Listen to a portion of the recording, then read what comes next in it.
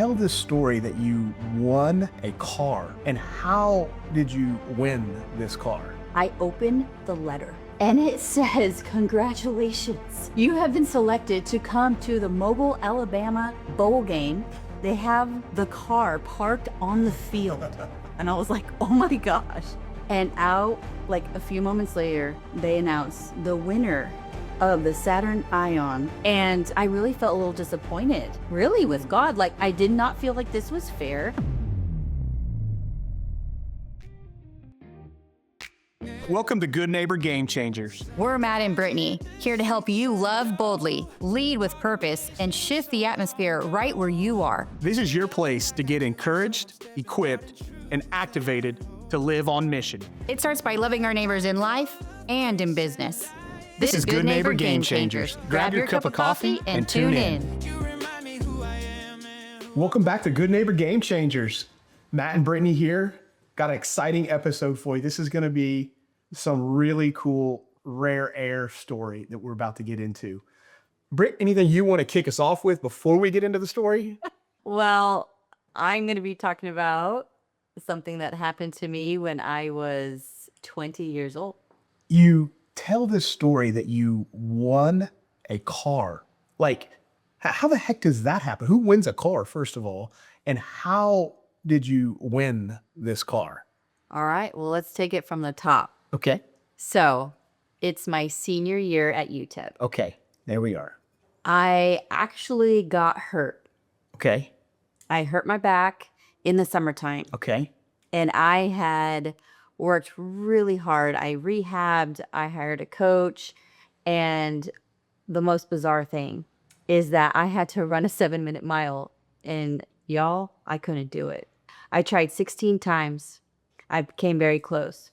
But the coach had decided that I could not practice or touch the ball if I hadn't been able to meet my 7-minute mile. So all throughout getting ready for season, I was sitting on the sideline watching my team practice, and it was really hard. It was one of the hardest things that I've gone through. And so I ended up giving up my scholarship. Wow. And walking away. But it was a setup for what was about to happen that I had no idea. Wow. That was very hard to endure. But fast forward, I end my volleyball career, and 4 months later, I'm going to the football game. My whole family's there, and, you know, some guy starts to yell from the field, I need volunteers, come to the field, and we're going to do a halftime contest. Well, my friends were like, all right, go. And some of my friends had been selected. And one of that friend was also on scholarship. She was a student athlete. And that was something that you couldn't do. You could not be on scholarship and participate in this. And receive some sort of benefit. Exactly. Yeah. Because this was for $1,000. So, of course, I don't have a scholarship anymore. So I'm like, okay, I'll do it. You're eligible. I'm eligible. So they pull me on the field, like 3 or 4 of us. And this is halftime This is just one of the halftime of the UTEP football game, game. a home game. Okay. And this is probably December of my senior year. Okay. So 2003. Sorry. And I go on the field and I'm like, what are we doing? And they're like, well, you have to roll the ball and get closest to the target. Okay. And I'm like, okay. So they're calling it bocce ball, but it's really not true bocce ball. Bocce ball with a football, though. With a football. Okay. So I still am not even understanding what we're doing, why we're doing this. I'm just literally going because my friend was like, you gotta go. Yeah. So I went, I get second place. And my family was like, what? You know, how did you lose? They're hot. I don't know. I've never rolled a football before. And so this person, he was a college student, won $1,000 on the spot, just like that. And I'm thinking, man, that would have been awesome. But I got second place. This was so rare. This guy comes up to me who works for GMAC Bowl Game. He is bowl representative. And he comes up to me, he says, I am taking all of the second place winners and we're putting you in a raffle. What? And I thought, okay, The second place winners. that's so Yeah. twisting. So the $1,000 winner was so excited, and I'm like, okay, here's my name, here's my address, email, all of that stuff. So I put it in there. Literally, my family left the game. They're like, We're out. we're out. Oh my gosh. I think nothing of it. About 3 weeks later, I have a house that I'm living at with other volleyball girls because, Yeah. although I gave up my scholarship, I had roommates, and it was actually a golfer. I was living with one of the girls that was a golfer, and she said, hey, there's a mail for you. I'm like, oh, cool. So it said GMAC on it, and I'm like, oh, like, I wonder if it's like now that they're going to send me like a bunch of information, right? I've given them my information. I open the letter and it says, congratulations. You have been selected to come to the Mobile, Alabama bowl game, the GMAC bowl game. December, let's just say it was 30th or something. 30th. Yeah. It's a bowl game. And I'm going, what? The second place winner got selected to go to the bowl game to play bocce ball again at halftime, but this time for a car. Oh. Oh. So I'm telling my parents, hey, remember I told you that guy came up to me because it was second place and I put my name for a drawing. I won. And they're like, you've got to be kidding me. So sure enough, I'm like, let's go. And we go to Alabama. Never been there before. And I mean, it is VIP treatment. I get to do these excursions. I got to be in all these tents. I had this huge media pass. I mean, it was just an incredible experience. And I'm thinking, well, that's one benefit of giving up my scholarship. Getting to enjoy Cool this. service pin. I mean, it's being televised on ESPN. And so it is so cold. And I'm literally in my mind going, okay, I really need to be like, I should try really hard for this because it's so awkward to roll a football. Like, I'm like, do I need to practice in my hotel room? Like, and so anyways, I ended up at the time taking a guy that was a football player at UTEP. They had a not a very good season that season. So they were not in a bowl game. Nice. So he was able to come with me. And so two competitive people, two, athletes going, all right, let's see what we can do. And it was just neat. We were meeting so many people and, bowl games are a big deal. Oh, yeah. A little bit been in a few. about a bowl game or two. And so we did all these things, fun things, and then it's game time. And I start to see the competition. We have the same colored lanyard. Okay. You're like, hey. And I'm like, oh, hey. And they're like, oh, hey. And we laugh at this story of like, yeah, this was like some random game. We went down at halftime and we got second place. And I was like, isn't this so awesome? We get second place, but yet we get to have this VIP treatment. Like, the $1,000 was, know. So we start laughing and it's all men. Again, I'm the only girl. No big deal. Just, okay. So we sit together.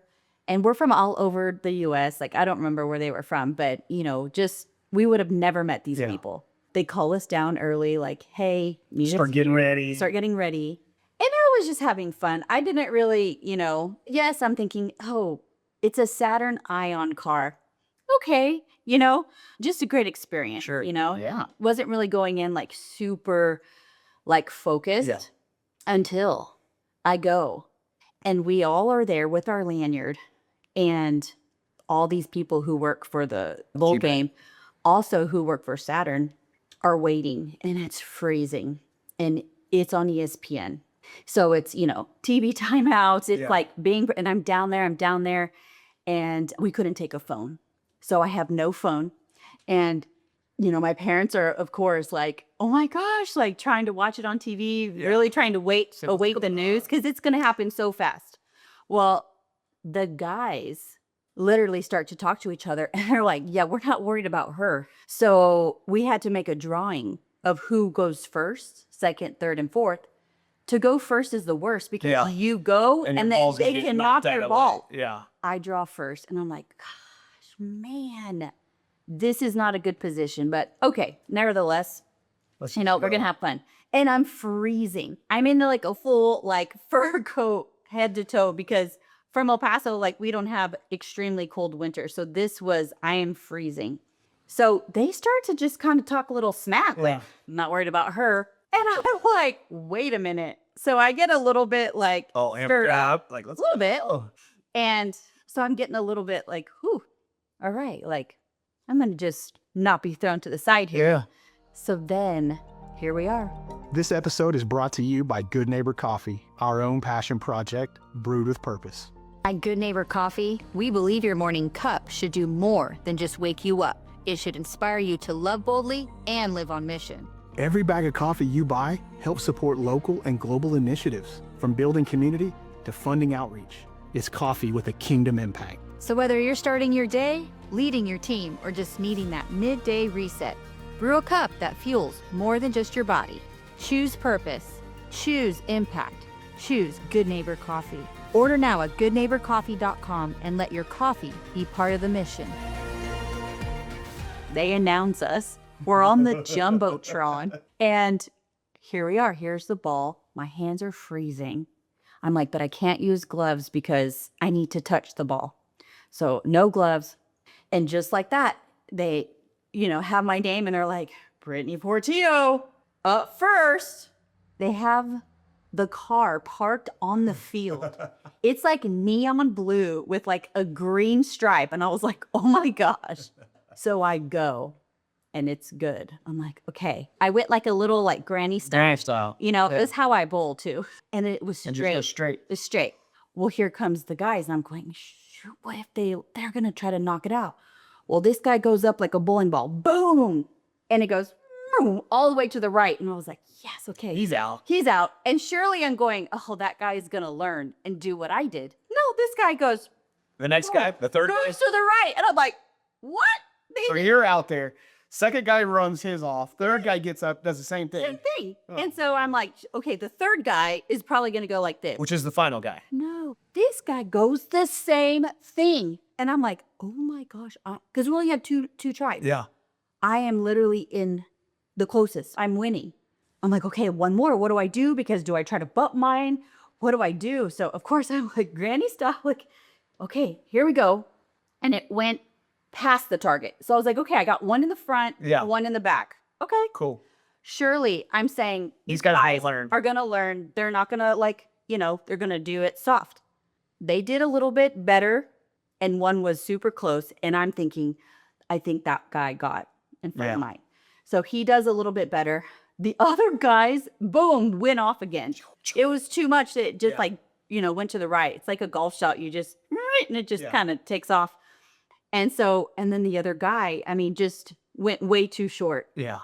So it's between me and this guy. And the anticipation, you're like, oh my gosh, this is on the jump. The whole, I don't know how many people were at a bowl game. Yeah. 100,000? Nah, a lot. But I don't know how many. But they were roaring. Like, it was just these moments of like, oh my gosh, is this really happening? Like, could this happen? And out, like a few moments later, they announced the winner of the Saturn Ion, first female ever, Brittanie Portillo. You thought his was a little closer, but they measured him or something? They measured, and mine yours was closest to the target. So I am there, and I'm in disbelief. Like, the crowd is roaring, right? Like, I didn't know I was the first girl. The president of Saturn comes to meet me, shakes my hand. Congratulations, the first female to win. And I'm like, what? Oh, these guys were looking at me so upset. And I get the microphone and I said, glory to God. And then I said, and I'm so grateful for the president of Saturn. Yeah. Because And go Miners or? I didn't say go Miners. So they hand me the keys. I take photos, right? Now, ESPN was there. They did not record the halftime. Yeah. But, cameras are everywhere. It was just the most surreal moment That's cool. of my life. And they literally, drive off the car. I met with all this media and press. But, Matt, when I left the field, remember, I don't have a phone yet. I'm trying to find where was I even, like my seat. People lined up, high five, congratulations, way to go, you did it. Like, it felt like what you, I'm sure, celebrate like when you won a bowl game as the football player. Yeah. Here's just this The girl halftime show. from El Paso, Texas, being flown to Mobile, Alabama to play this little mock bocce ball. Yeah. Wow. And people were just so excited and encouraging, So I get back to my seat and obviously call my parents, and they are just like, what? And I took that principle though. Yeah. When sometimes I lost the $1,000, but then I went and I gained a $20,000 car. And doing that and having that experience, it's so rare to win a car. Oh, yeah. I mean, it feels like you may know someone who wins a car, but it's like, that's actually me. I actually, And I mean, think about if I had to throw the football, or it was this unique thing. And it's just one of those memories that just marked the goodness of God. So how was it driving the blue Saturn all over El Paso? So, it's almost January and you have to fill out all this paperwork and, you had to do a little bit of logistics. And so I had to find whichever color I wanted. Okay. So I knew though in my heart, I didn't want to drive a Saturn. I had driven an SUV the whole time. And so I really wanted something bigger. So I felt, okay, I'm going to do a trade-in. And so that happened December. I'm filling out all the paperwork, getting everything. In March, I go to spring break to see my grandparents, my grandma. And she lives in Scottsdale. And I'm like, oh, I want to go see, the potential for a new car. Because I'm about to graduate UTEP and I won this car. And so I want. And so you still hadn't picked the car up? No, I hadn't picked it up. Okay. No, it takes a while. But when I came back, with all the UTEP football players, they were just like, we are taking pictures by it. And I just kept thinking, this wouldn't have happened if I didn't have If you were still playing volleyball, yeah. So anyways, it was a lot of fun, Wow. That's cool. But yeah, so then here comes the practical part of getting the car. So it's March and I'm looking at Lincoln Aviators. Oh, yeah. Because I went from a Ford Explorer. Aviator. I'm like, ooh, I have $20,000. And we're talking back then. We're talking how many years ago? 20, 25 years ago. Right? So I'm looking around and I am showing up in pigtails. I looked very young even at the age of 20. And I show up in these people are not even looking at me. They're not paying attention to me. And I'm just looking around. And then I start to ask questions like, hey, so how much is this? And I'm like, well, what's the nicest one you have? And they're like, okay, ma'am, what? And I said, yeah, I won this car. And they're like, oh my God. Yeah, absolutely. Let me get the key. Let's go right test shot. They're like, okay. Change their little Change the game. And so I test drove it and I just knew, I'm like, oh my gosh, I would love this car. And so that's what we did. I was able to take that car. Take that car. The Lincoln, brand new Lincoln, pearlescent Lincoln Aviator. It was gorgeous. And I roll up to UTEP campus. I drive it back and I'm in a $60,000 car at 20 years old. And it was just the best. And what's so funny is when we met, I drove that car for 10 straight years. It was the best car. And when I met Matt and we started dating and you would come, That thing died. you would visit. And I'm driving, I'm an agent at this point, and it just literally stopped working. It stopped. It stopped It's working. I remember you had to go buy a new car, literally because you had no other. So you had to go buy a car. Then. I had to go buy a new car after 10 years. Yeah. And Yeah, that was wild. it wasn't that wild. It stopped. It did. But that was a sweet car though. It was a sweet car. So what did you think the moment I told you, oh, I won a car? I'm like, who does that? That's kind of like the sweepstakes or a lottery, or it's like, who the heck gets that? But now that, looking at your life, you have so much favor on your life everywhere you go. I mean, Yes. you'll get little things like that all the time Yes. happen. Yes. Oh, hey, we had an extra purse that, oh, it was just the actual color you wanted, you know, like that stuff is. So it's a lot of favor on your life. It is. And I was so grateful. And, you know, that principle kind of carried me when things would not work out, or that initial upset of like, man, I always knew, I said, but there could be something better. There could be something bigger. Yeah. And so I really held on to that in life because it was such a valuable lesson for me. And I really felt like the redeemed time of, like, it was really hard to let go of my scholarship that, you know, I was already like an underdog and an overcomer, being 5'4". I had earned that libero, you know, scholarship, and first walked on, earned the scholarship. And then I get hurt, rehabbed. I spent my whole summer just working so hard. And then I have to run a 7-minute mile, which to me didn't make any sense to play volleyball, you know, like, but he was a head coach. That was what he decided that year. And I just couldn't do it. I was like 7 seconds over. And he was like, nope. And I couldn't practice. So it just was really hard because I felt like, Lord, I remember asking my family, like, pray for me. Like, I know that scripture that I can do all things through Christ who strengthens me. Like, why can I not run this mile? Yeah. And I really felt a little disappointed, really, with God. Like, why is this happening? Like, I did not feel like this was fair. You know, my parents were so involved in, I mean, we had been so involved with the volleyball team. Like, we remodeled the locker room. We were like, they were such big donors and supporters, and just, I was local player, and my heart was really hurt. When you were a starter, it wasn't like you were. Oh, I know. You were a starter. It was my senior year. Yeah. I mean, I just gotten, you know, the year before, I'm in, you know, magazine articles, newspaper articles. So that was devastating, and I was a little hurt with God. But to see just this like fluke of a thing, like, oh, come play this bocce ball, and then to win the car, and he's just like, I got you. Yeah. You know? And what was really neat is I knew that the scholarship went to another local girl that I had known, and that changed her whole life. Sure. You know? And so it's always bigger than what we think.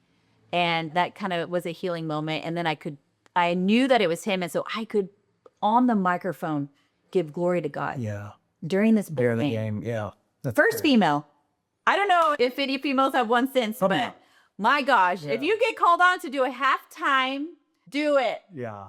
Well, that is awesome, Britt. Loved hearing that story. I hope our audience did too. So cool. We're grateful that you joined the episode today. Just continue to stay tuned. We've got a lot of cool stuff coming for you guys. And thanks again for tuning in to Good Neighbor Game Changers. Thanks for joining us today on Good Neighbor Game Changers. If this encouraged you, hey, share it with a friend and keep the movement going. And remember, real change starts with one act of love. Let's keep changing the game by loving our neighbors.